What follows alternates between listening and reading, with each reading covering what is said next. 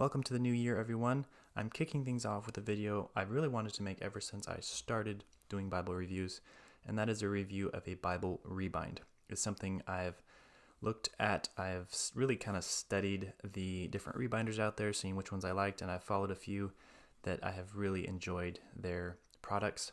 And last year, 2023, I finally got a Bible Rebound. So I'm going to break this video up into 3 sections. Not going to be super long, but the first one, I'm going to go over my comments and the specs on the rebind itself. And then I'll do a quick overview of the text block, which is a little bit unique. And then I'm going to give a couple comments on, was it worth getting my Bible Rebound, and just my thoughts on that. So let's get into it. First things first, the Bible itself is an ESV Premium Thinline Bible. It was originally a goatskin cover, but it was a Chinese edition, and so there were some major flaws, and that's why I got it rebound. So I got this rebind from Frost Leather. Jeremiah is a very good Bible rebinder. He's been doing it for many years, and in 2023 he announced that he was no longer going to be taking custom orders and only making orders to sell, and gave a last 40 rebinds, and I signed up for that list, and so that's how I got this custom rebind. And let's go through the specs, and I will give some commentary as I go. So the grain, or the leather on this, is a river grain goatskin in black. I had some skepticism about the river grain just looking at pictures. To me, honestly, it looked a little bit cheap in some pictures. Not that it was, but just sometimes the picture quality in social media can be deceiving, and I just had some questions about that, but that was what he was offering at the time, and I am very happy I went with it. It is a somewhat shiny leather, but it is very firm. It's still floppy, but it does not feel like you're going to damage it if you use this Bible, which I do intend to do. So that is a really nice thing, and there's a nice grain to it as well. You can see the character. There's a perimeter tool line that follows the text block. The yap is a generous yap. It's not a full yap, so it does not touch at any point in the Bible. Perimeter stitching, and he does a sewing machine for his stitching, and it's obviously much faster. But from my memory, I don't think I asked for perimeter stitching on this rebind because it was an extra cost, and I kind of went minimal. But I did ask for the old cover, which got damaged when he was removing it. So I think he added the stitching to replace that. So that was really cool. The spine has 5 raised hubs, and they're not super pronounced, but they are very, very neat and very clear. They're tooled. Then there's Holy Bible in gold. And you'll notice that is the only gold stamping on this Bible, and that was totally intentional.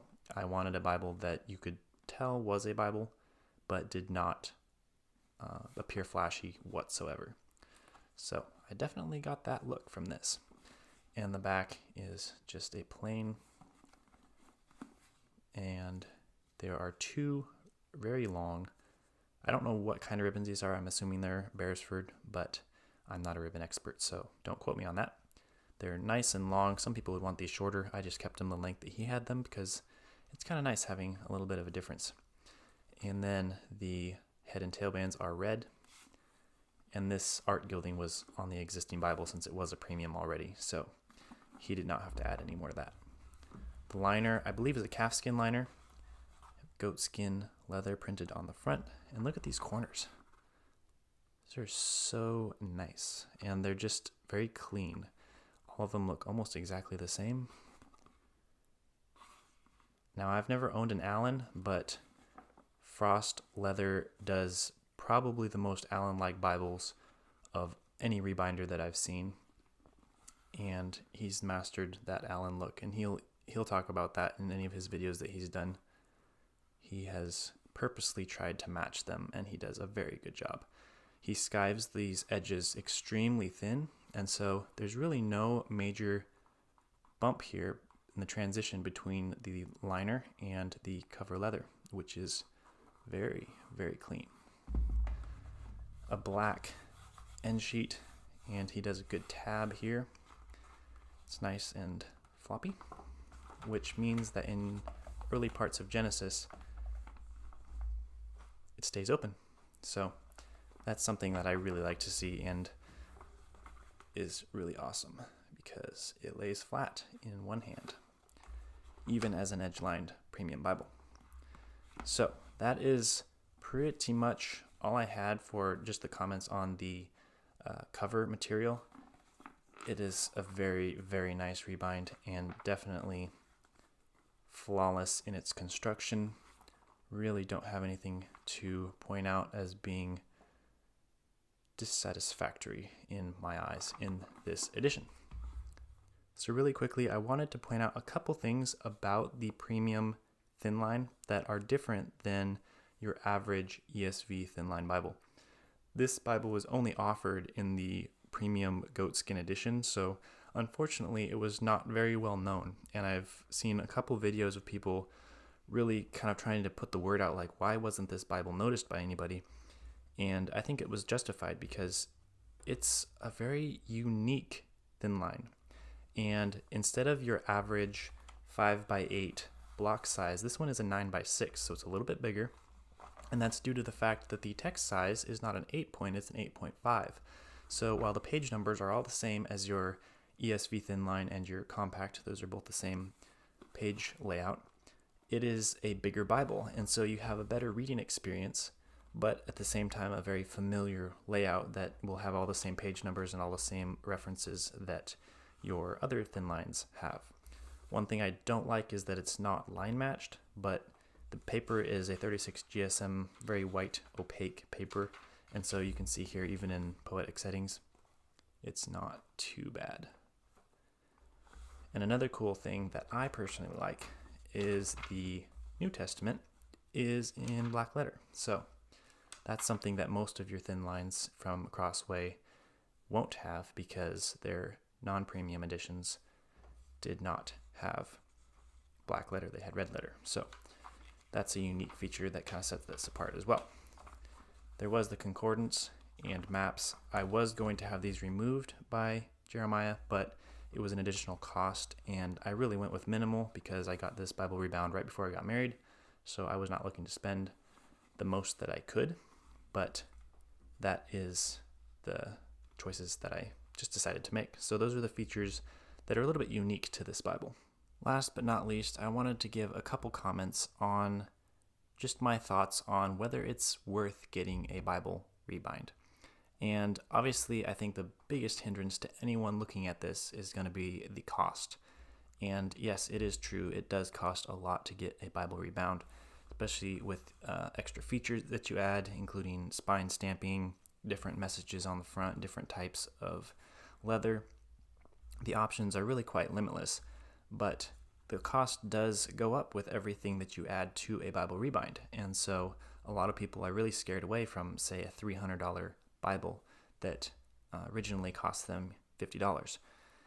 And that is a justified concern, and I am not knocking anyone who does not get a rebind for that reason, because it's not always the opportunity that we have to be able to spend that much on one thing. But that aside, and I have a couple points. They are not in any particular order of importance, but I just wanted to point them out, and these are things that I considered when deciding to do this. Number one is a Bible rebind is something that is done by usually a family business. It's not something that is done as a corporate institution in pretty much all cases. And so getting your Bible rebound is really a nod to home business, and especially in America, that is something that we all cherish very much. And so that's something that I really found inspiring to get this done, is you're not just throwing money out there, you're supporting a local business somewhere. So, and in this case, Jeremiah Payne has a ministry that he does, and so all of the proceeds of his rebinds go to his evangelistic ministry. And so in some cases that is true, and so you are not only helping a local business, but even potentially a ministry outreach. So that was my point number one. Number two is you get to design it yourself, and that is just something really cool.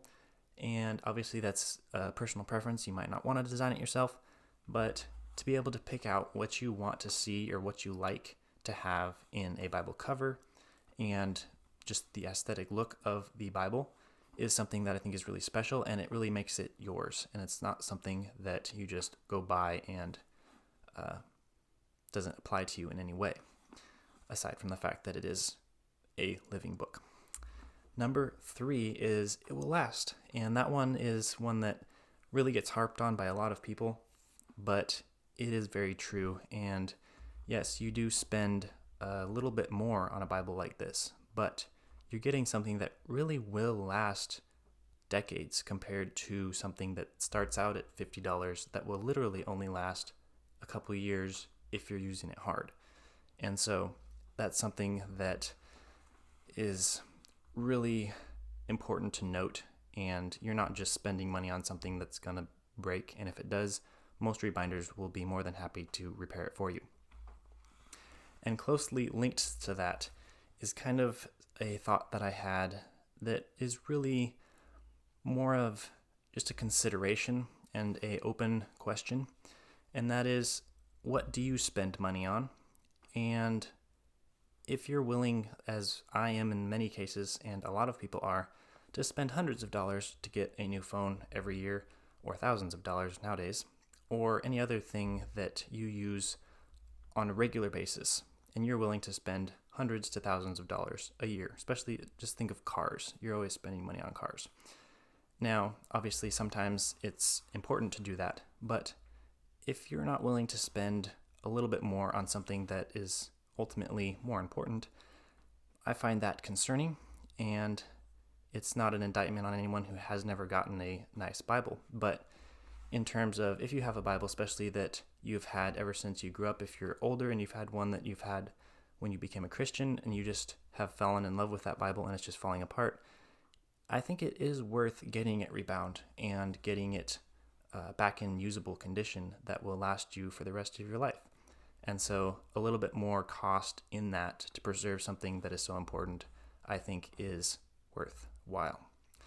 And then this last point is really kind of for me, because I have started to really enjoy practicing rebinding Bibles myself.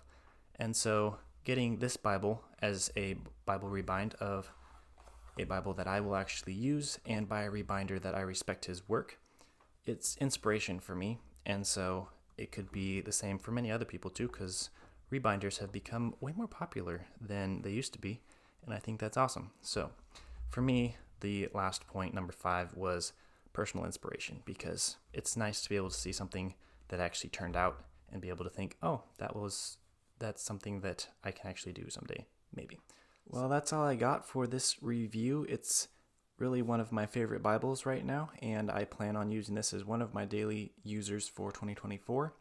The ESV Thinline has a special place in my heart because it was the first Bible that I really got to use full-time. I had an NASB growing up, and then once I was in my teens, I got an ESV Thinline that I pretty much used to death, so I'm very familiar with the layout and the format. So this is a fabulous rebind. I definitely recommend anything from Frost Leather. Obviously, he can't or won't at this time do custom rebinds, so he won't do a Bible that you send in, but if he has Bibles for sale that he's rebound, they are definitely worth picking up. So definitely follow him on social media and his ministry if that is something you want to support. And thank you for watching this video, and I look forward to getting back with more.